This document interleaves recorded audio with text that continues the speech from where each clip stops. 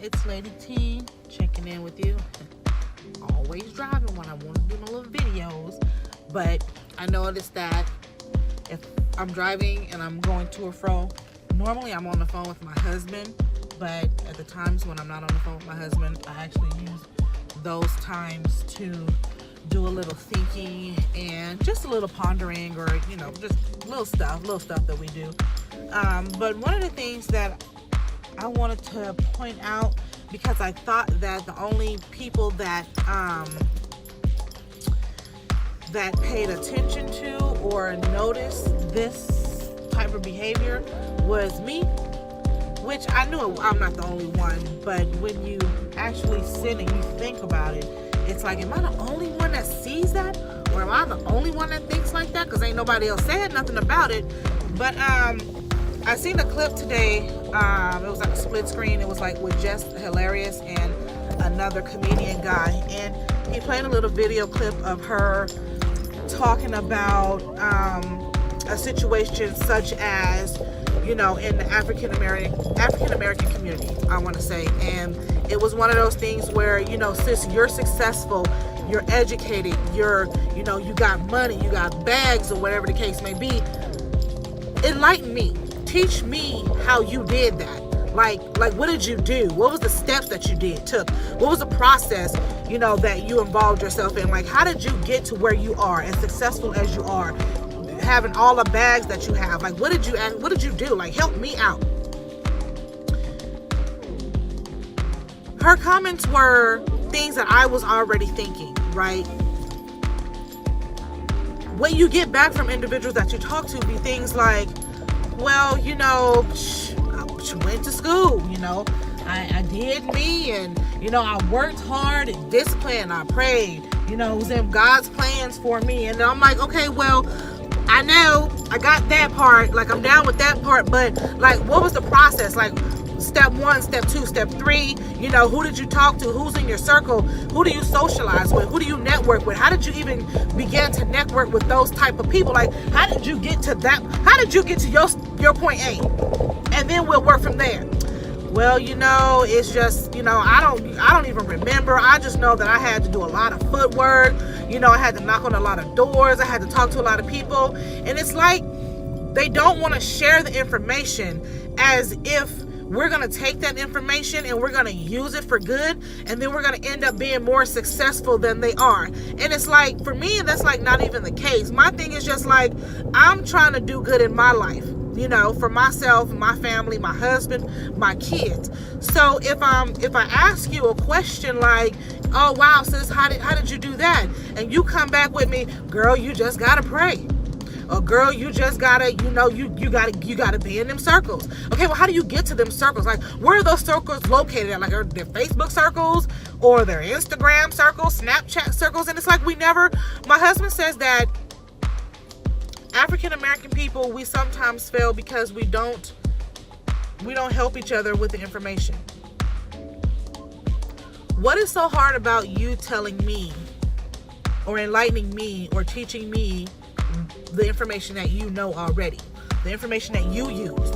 I know there was probably a point in time in your life where, throughout your path, you had a question, you needed a mentor, you needed someone to show you the way, and there were people that did that. Like, I don't care what path you take or what you're successful in, somebody somewhere helped you, whether it was a professor, an academic counselor, a social worker, a friend, somebody that you were just randomly having a conversation with on the bus, at the grocery store. Somebody said something to you that either motivated you, that got you moving, that got you pumped. Somebody may have slipped up and said, oh, well, when I was doing this, I went down here, and those people were very helpful. And then you went. You know what I'm saying? So it's like we just don't want to help each other with that extra step. So the other guy says that, and don't quote me because I'm not going to have, his wording 100%, but he was like on the opposite side of the fence. Like, he totally understood where Jess was coming from, but he also flipped the coin and said, okay, but if I'm that individual and it took me 5, 10, 15, 20 years worth of experience, worth of education, worth of blood, sweat, and tears, and I had to do all this research, all this footwork, all this conversations and meetings and agendas and organizing and working for free and volunteering and interning, and then you come along and you say, hey sis, how do you do this? I'm giving you 20 years of hard work that I had to do for free. So you basically eating off of me. You see what I'm saying? You're basically taking the information that I had to struggle to find on my own, and you want me to just give it to you instead of you having to know what it is to do hard work or research or socialize or network. You just want me to give it all to you. I understand both concepts, but I also believe that it's your mind frame, your way of thinking, how you perceive things and your concept of things. I know that when I was at the beginning of my nonprofit organization and I went down to the building where you get the applications and things from, so on that form, it gives you 1 through 10 things that need to be done in order for you to obtain a nonprofit organization's license. I'm thinking in my mind, right, that if it's 1 through 10, then I'm going to take steps 1 through 10 in order. But come to my surprise that those were the 10 things that needed to be done in order for you to obtain the license, but they weren't in order. So as I'm calling the people that I'm supposed to call on the application, they're like, oh, well, you're supposed to contact us last. Oh, well, you're supposed to do us third, or you're supposed to do such and such first. And I'm like, well, why didn't they tell me this when I was down there when we picked up the application? You know, ma'am, it's not in order, but this is the steps that you take. This is it in order. And just jot it on the side for me. But instead, they wanted me to go out and put it together like a jigsaw puzzle and figure the shit out on my own. And so I did, because that's what type of person I am.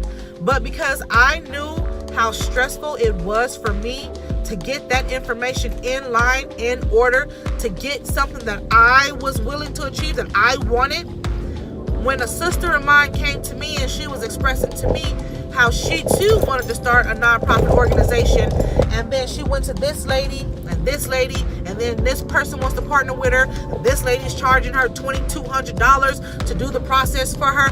I stopped her in her tracks and I said, sis, you know what? You ain't got to pay nobody to do it for you. I just did it. I'm going to tell you what needs to be done from steps 1 through 10, which one's first, which one's second, which one is third, and so on and so forth. It didn't take me nothing, no time out of my life, out of my day, to give that information to her, to help her out with the same information that I was striving to reach that nobody helped me with. It's sort of like paying it forward. You know what I'm saying? It's not like you got somebody coming to you every 5 minutes in a day. Bitch, how you get them bags though? Like, girl, where you work at? How you know him? How you know her? It's not every day that you have somebody coming to you asking for guidance. That's what it is. It's guidance. It's not a handout. It's not a freebie. It's guidance. It's encouragement. It's discipline. We're helping one another out. Like, I don't understand. Like, I've had 2 people come to me talking about, and they just came to me talking to me about what their dreams and goals and aspirations were as far as doing a nonprofit. And it just so happened that little old me had just went through the process, and I'm like, well, sis, let me tell you how I did it. Let me tell you what I did, and it was much, much more easier than what they were already thinking. And they were very grateful that I shared that information with them, because the information that they were obtaining for others, they were being scammed, they were being schemed, people were trying to get money from them to do exactly what I just taught them how to do for themselves on their own. There's another guy that gives me tidbit of pieces of information as well, that's helping my husband and I with our future. And his first words to me is, I'm telling you this, Latoya, because ain't nobody else gonna tell you. And I thanked him for giving us that information, because he's right. Ain't nobody else gonna tell you. We're living in a times where people are so selfish and so self-centered that everything's about them. But like I said earlier, they didn't get to where they are on their own. It ain't no way. Somebody, somewhere, somehow, some way helped them to get to where they are. And it don't take nothing extra from you to help the next person. It's paying it forward. What's the problem? What's the big deal?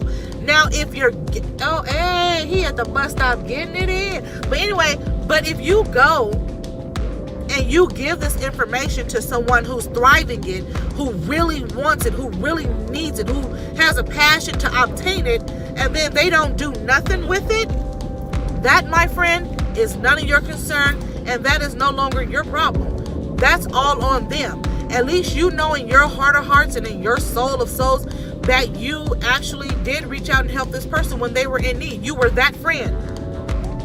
That too is enough.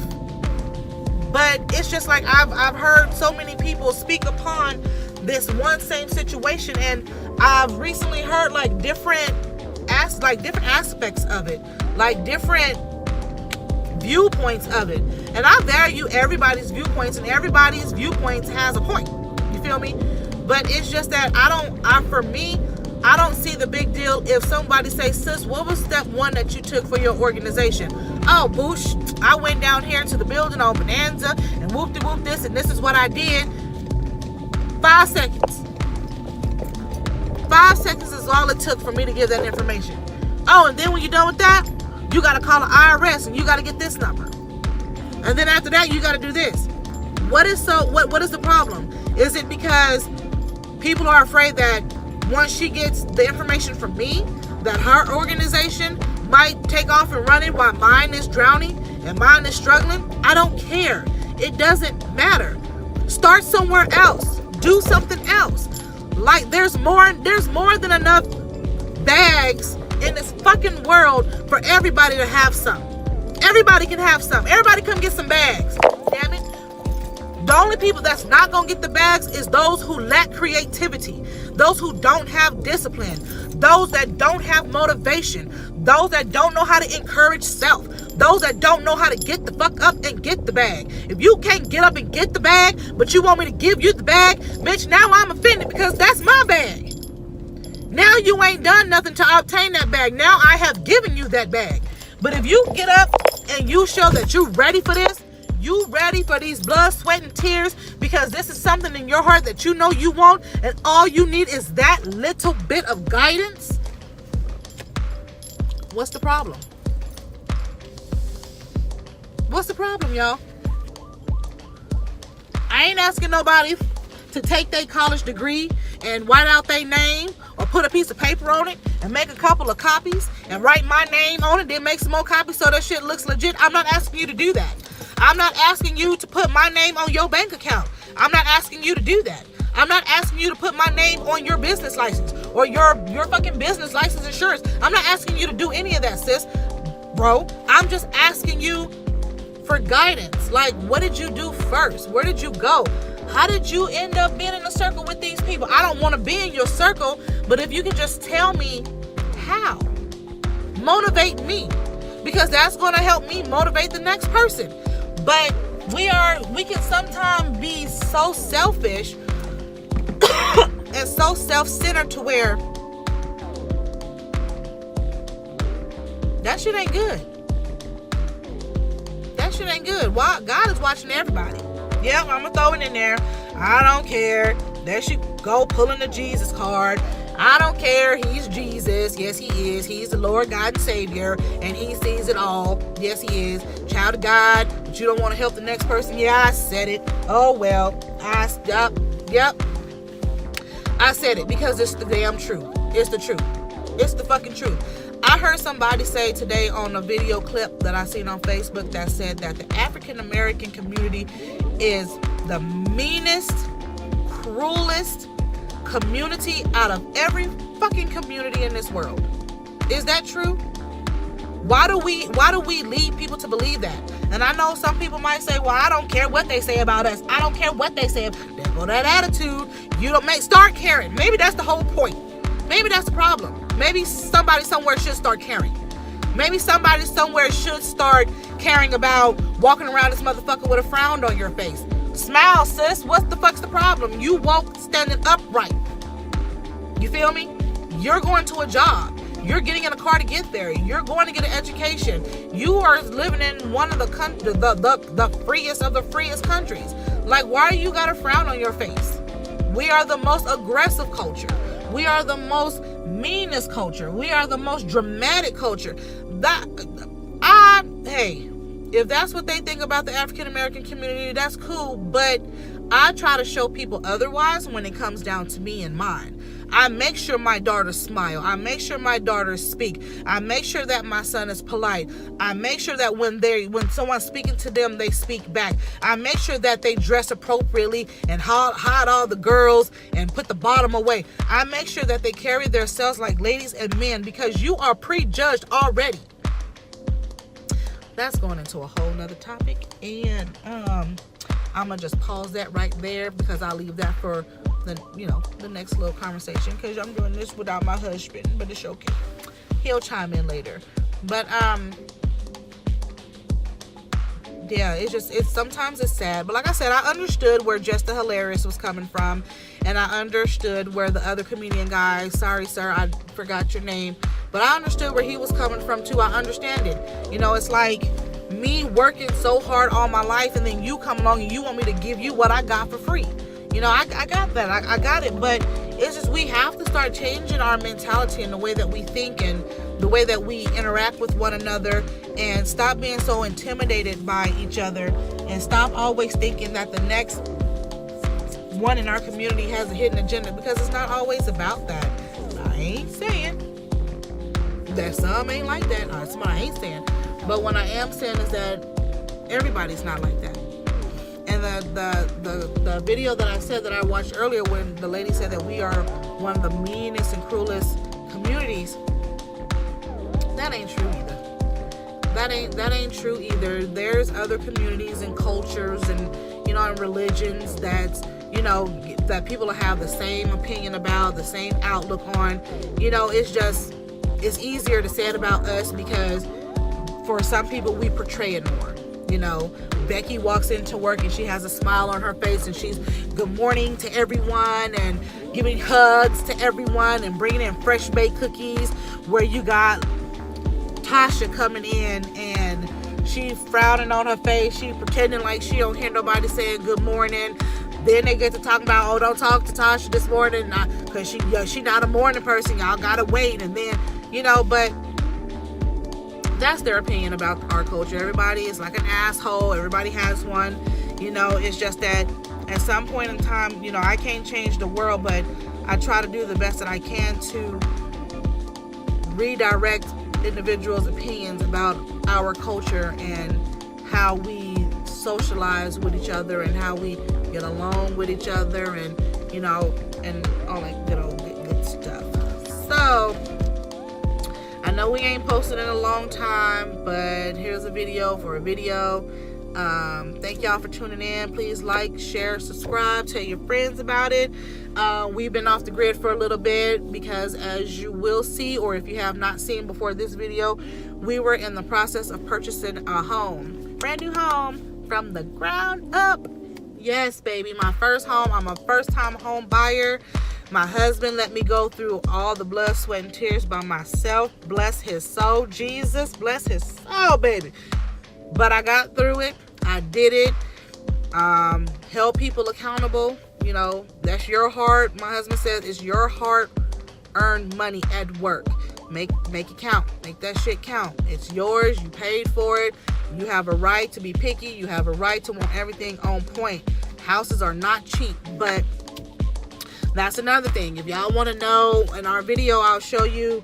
I don't think we got a full video of like the whole entire process, but if you have questions or there's something that you need to know, like that you're not getting a direct answer to, comment. Hit us in the inbox. I think YouTube has an inbox. Not sure about the social media stuff, but if we don't, drop us a comment. You know what I'm saying? Ask your questions down below. We are like an open book of information, of knowledge. Knowledge is key. We share, we share, we share. We don't have no problems with sharing. We love to watch people grow. We love to watch people be on their shit. We love to see other people get their bags. We ain't selfish like that, because we gonna get ours regardless. You may get yours before I get mine, but we gonna get ours, period. So once again, like, share, subscribe. You'll see the house buying process shortly before this or after this. And hit your girl up, Juneski and Lady T. Peace.